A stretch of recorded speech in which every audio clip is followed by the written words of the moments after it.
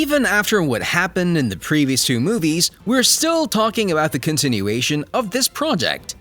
Why is that? Okay, let's put it this way. These guys are the two of the beefiest actors in Hollywood, and whenever their name is mentioned, the whole attention is there.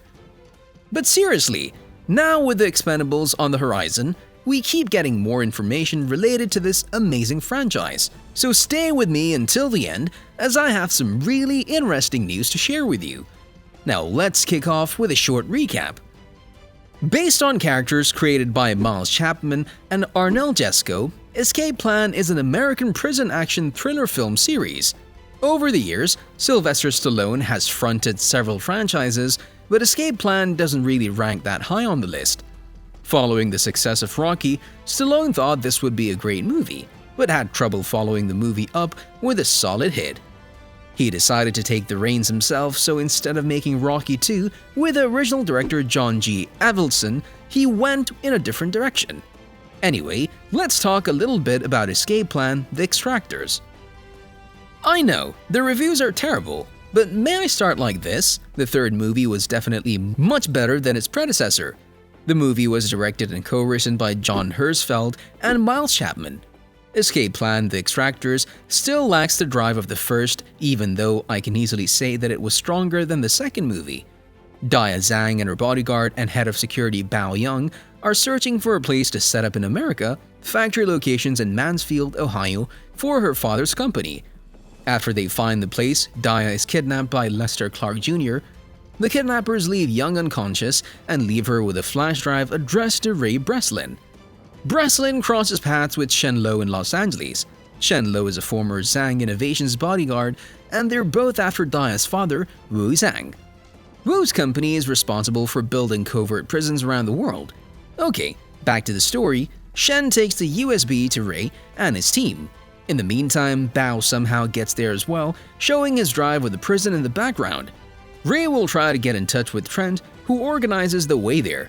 To add even more motivation to the story, Abigail is also kidnapped. Although it feels unnecessary, it is what it is. Yeah, that's it. And there are a few reviews I'd like to share here.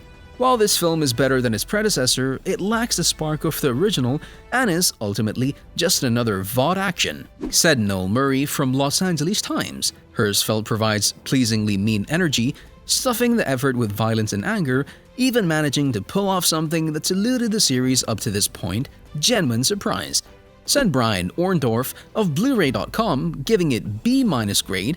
The movie scored poorly on the Rotten Tomatoes list with an average rating of 4.3 out of 10, and an approval rating of 25% based on 12 reviews. Taking in mind that even Sylvester Stallone himself hit that like button, just like you should do if you haven't done so already. No, really. He said that the second movie was beyond awful. I won't even mention that project. But how did it all start? Well, the first movie scored really well. As a matter of fact, if this franchise still has a fan base, that's because of that movie. That movie gave us both Sylvester Stallone and Arnold Schwarzenegger, the old dogs and both relentlessly likable.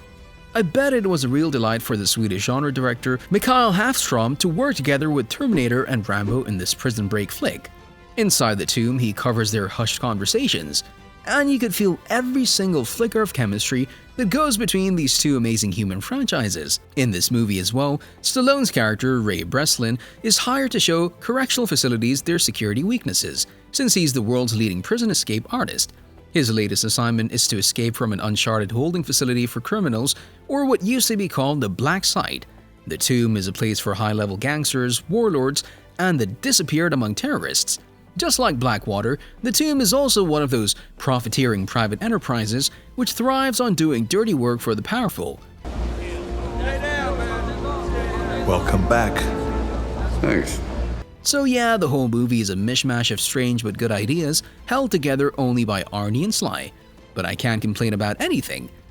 After all these years, Rocky Balboa and Rambo are still Stallone's most enduring characters. But we can never forget about Ray Breslin. Lately, the rumors about the return of this character are getting louder and louder.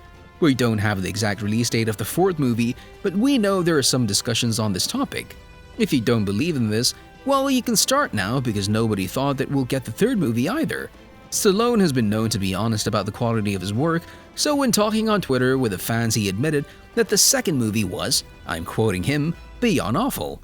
Taking in mind this wasn't a project he was particularly invested in, these comments are not a big surprise.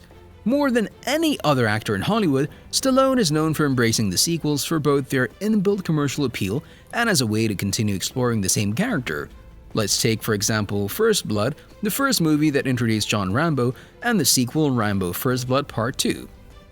Those movies are quite different, aren't they? One being a bombastic war movie, and other being a grounded survival thriller. In fact, this change in the genre allowed Rambo to become a cultural icon, but Stallone continued with the same tactic in the following years. He brought together beloved action icons like Jet Li, Arnold Schwarzenegger, and Dolph Lundgren for the Expendables series back in 2010. But now, 12 years later, they're preparing the Expendables number 4. So if you're asking yourself where the idea for Escape Plan 4 came from, well, there's no better explanation than this. Either way, let's get back to the topic. The possible cast list and the plot. In his most recent interview related to the previous movie, Stallone said, "What I think is amazing, and what people should know, is this film was made in 17 days with a budget that was less than what the great Floyd Mayweather pays for one of his Bugatti cars," which just makes you think that a follow-up may not need a lot of preparation.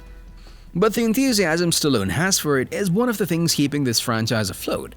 Also, there are plenty of directions a movie can go to stay relevant, as Stallone has proven with his other franchises over the years. Ray Breslin was pretty much a broken man when he last left him, Abigail was killed by Lester, which is sending Ray on a rampage to get his revenge. In the end, he smashed that subscribe button and hit that notification bell. No, really, in all seriousness now, he emerges victorious and even tells his partner that he's retiring from his lifestyle. Retirement never means the end for Stallone, that's for sure. I could easily see a scenario here with Ray's one last mission that brings him into the seedy world, the world where people keep being wrongfully imprisoned. I think he just might do it for the right price. I really don't have anything on my mind about any bad guys they could include in this movie. But who knows, they might convince his old buddy Schwarzenegger to return for this last ride. There is, however, one more theory. According to this theory, Escape Plan movie could be some sort of a prequel story where we see what brought Ray Breslin into this line of work in the first place. We might see a cameo of Stallone in the present day and flashbacks to a younger actor embodying the role. Everything is on the table, we're just waiting for a green light. And what about you? What's your theory? Thanks for watching and see you in the next video.